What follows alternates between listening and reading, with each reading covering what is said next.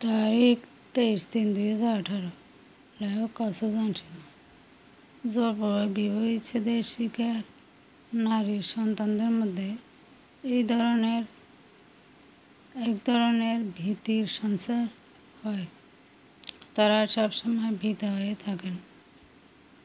তারা পারিবারিকভাবে, সামাজিকভাবে সাহসী হয় না। ধরুন, এই সমাজে কোনো এক নারী জোরপূর্বক বিবাহ বিচ্ছেদের শিকার হয়েছে। এক সন্তান নিয়ে জোরপূর্বক বিবাহ বিচ্ছেদের শিকার নারী তার পিতার এল। তার সন্তানের যদি বয়স বেশি হয়, বুঝ-জ্ঞান সম্পন্ন হয়,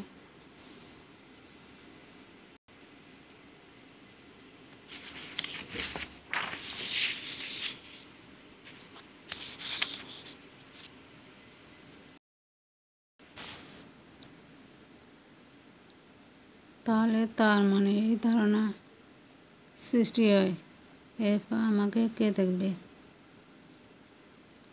একজন যদি আমাকে ছেড়ে